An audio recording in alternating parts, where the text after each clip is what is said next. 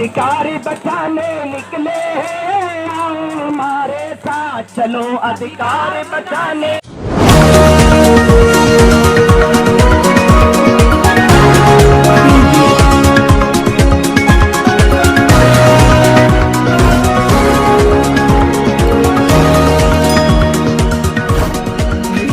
Channel में आपका हार्दिक स्वागत है। आज हम भारत की राजधानी दिल्ली के अंदर हम बात कर रहे हैं जंतर मंतर पे। अभी आपने देखा कि महिलाओं का बहुत बड़ा रेला धरना प्रदर्शन। अभी तक आपने देखा होगा कि आंगनवाड़ी की महिला हैं या आशा वर्कर हैं या और वर्कर हैं, उनका आपने बहुत बड़ा जन सैलाब देखा था। लेकिन आज उससे कहीं गुना बड़ा जन सैलाब घरेलू महिलाओं का था, जो आज मन संचालन कर रहे थे, या जो आज का जो घरेलू महिलाओं का जो ऑर्गेनाइजेशन है या जो उनको लीड कर रहे हैं। हमारे बीच में एक महिला है। मैडम, क्या नाम है आपका? मेरा नाम सुमन वर्मा है। सुमन वर्मा जी, आप सारी महिलाओं को इकट्ठा करना तो बड़ा मुश्किल काम है, तो आपने सारी महिलाएं इकट्ठी कैसे की? देखिए, ये हमारा नेशनल प्लेटफॉर्म है, national platform for domestic worker जी। इसमें बहुत सारे यूनियन है जो इसमें एक साथ आए हैं। तो ये अलग अलग यूनियन की महिलाएं थी, और इसमें ये ऐसे यूनियन थे जो डोमेस्टिक वर्कर यानी कि घरेलू कामगार को संगठित करने का काम करते हैं। इसमें सेवा भी है। सेवा। तो मतलब आज की जो मांगे थी, क्या किन मांगों को लेकर आ रहे? देखिए, ये जो हमारा संगठन है, जो हमारा प्लेटफॉर्म है, national platform for domestic worker, ये 2012 से घरेलू कामगार महिलाओं के लिए मांग कर रहा है।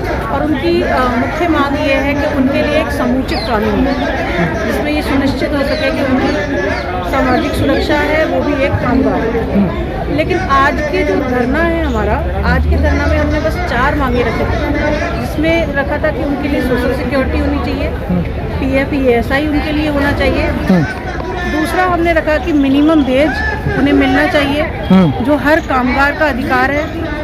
तीसरा हमारा था कि जहाँ वो काम करती हैं, क्योंकि जो घरेलू कामगार महिलाएं हैं वो दूसरों के घरों में काम करती हैं, तो जो दूसरे का घर है यानी कि जो उनकी नियोक्ता का घर है, वो उनके कार्यस्थल की तरह देखा जाए, उनके वर्क प्लेस की तरह देखा जाए, तभी उस जगह पे उनको सारी सुविधाएं मिल पाएंगी। तो कानून किस तरीके के जी? कानून किस तरीके के? हाँ, तो वही तो मैं बोल रही हूँ जी। और उसके बाद चौथी हमारी मांग थी कि उनके लिए भी रहने की एक सुरक्षित स्थान हो, एक अच्छा आवास हो, कि वो अच्छी स्थिति में रह पाएँ, क्योंकि वो इतनी खराब स्थिति में रहती हैं जहाँ पे उनके बच्चे ना तो ठीक से आराम कर पाते हैं, ना वो खुद आराम कर पाती हैं, ना पढ़ाई हो पाती है, जिसमें उनके स्वास्थ्य को बहुत सारी उनके स्वास्थ्य की बहुत सारी मतलब तकलीफें होती हैं। गंदगी में रहना पड़ता है, एक ही कमरे के घर में रहना पड़ता है। तो ये सारी चीज़ें। मैडम, क्या लगता है कि आज का आपका इतना बड़ा धरना प्रदर्शन था, सरकार की कानों पर जी रहेंगी? देखिए, रहेंगी नहीं रहेंगी मैं अभी तो नहीं बोल सकती, लेकिन रहेंगी तो पड़ेगी। हाँ। हमारा इस संगठन का, हमारे प्लेटफॉर्म का ये इकलौता उद्देश्य है, क्योंकि सरकार कभी एक बार में 2 बार में नहीं मानती है, तो हम इसे जारी रखेंगे। टाइम टू टाइम जब ज़रूरत पड़ेगी हम ये कामगारों के लिए, घरेलू कामगारों के लिए मांग उठाते रहेंगे। जितनी बार ज़रूरत पड़ेगी हम उतनी बार आएंगे, जब जरूरत पड़ेगी हम तब तक ये आवाज़ उठाएंगे। और सरकार को ये बात हमारी माननी पड़ेगी, क्योंकि ये सिर्फ मेरा या किसी व्यक्तिगत किसी इंसान का मुद्दा नहीं है, ये कामगारों का मुद्दा है। लेकिन मैडम, मोदी जी तो कहते हैं बेटी बचाओ बेटी पढ़ाओ का नारा देते हैं, और यहाँ हजारों की तादाद में बेटियां यहाँ बैठी हुई थी, महिलाएं बैठी हुई थी। क्या मोदी जी को नज़र नहीं आ रहा है कि भाई ये कानून बनने चाहिए? बिल्कुल। देखिए, सरकार कोई भी हो, चाहे किसी की भी सरकार हो, हम ये चाहते हैं कि जो असंगठित क्षेत्र की कामगार महिलाएं हैं, जो अभी तक सरकार के शेड्यूल एम्प्लॉयमेंट में शामिल नहीं है, सरकार की नज़रों में वो कामगार नहीं है, उनको कामगार का दर्जा मिले। जब उन्हें कामगार का दर्जा मिलेगा तभी उन्हें उनके बाकी के अधिकार मिलेंगे। लेकिन आज का समय तो इस तरीके का चल रहा है, जिसको ज़रूरत नहीं है मोदी जी कानून बना के उन पर थोप दिए जाते हैं। जैसे किसान का बिल लगा लीजिएगा, या अन्य जो अब 2 चाइल्ड पॉलिसी का भी एक मैटर आने वाला है। तो जो नहीं चाहिए होता वो दे रहे हैं, जो चाहिए होते हैं उन पर कोई विचार नहीं कर रहे। बिल्कुल बिल्कुल, ये सब तो है, लेकिन हम लोग चाहते हैं कि जो हमारे असंगठित क्षेत्र की कामगार महिलाएं हैं उनको मान्यता मिले, उनको कामगार का दर्जा मिले और उनके लिए सामाजिक सुरक्षा मिले। ये हमारी मांग है। हमें इस बात से कोई लेना देना नहीं है कि सत्ता में कौन सी सरकार है, जो भी सरकार सत्ता में होगी हम उससे ये मांग करेंगे। लेकिन मैडम 2014 के बाद में तो जितने भी कानून आए हैं वो सिर्फ पब्लिक के विरोध में आए हैं। मैं सीधी सीधी बात कर रहा हूँ। लेकिन आज आप इस धरना प्रदर्शन किया, बहुत तादाद के अंदर घरेलू महिलाएं निकल के आई हैं जिनकी बहुत बड़ी पीड़ा है, और आप जैसे जो बुद्धिजीवी हैं, समाज सेवी हैं, वो उठा रहे हैं। क्या लगता है आपको ये समस्याएं पूरी होंगी?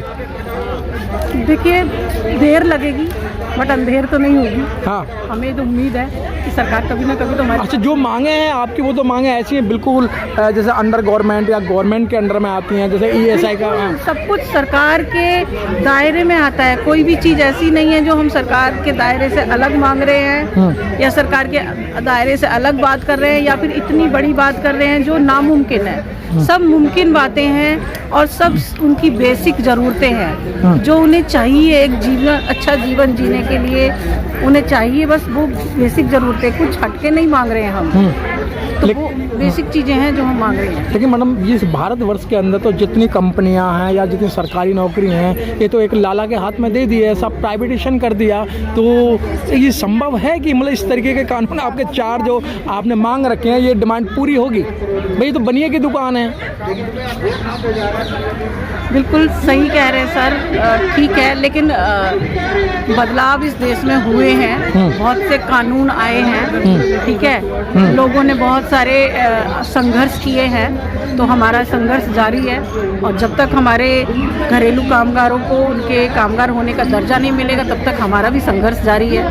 सरकार को सुनना पड़ेगा क्योंकि हम कोई ऐसी चीज़ नहीं मांग रहे जो बहुत उनको देने में तकलीफ हो। ये वर्कर का मुद्दा, हालांकि ये हमारा होना भी नहीं चाहिए, ये तो सरकार को खुद ही देखना चाहिए। हम फिर भी सरकार के ध्यान इसकी ओर दिलाना चाहते हैं, उनसे रिक्वेस्ट करते हैं कि आप देखिए कामगारों की परिस्थिति क्या है, उनके अधिकार जो उन्हें नहीं मिल रहे हैं, जो आप बोलते हो कि मिल रहे हैं लेकिन हम दिखा रहे हैं कि नहीं मिल रहे हैं, तो वो उनको देखना चाहिए। और ये हमारा संघर्ष है, जारी रहेगा जब तक कामगारों को उनकी मांग नहीं।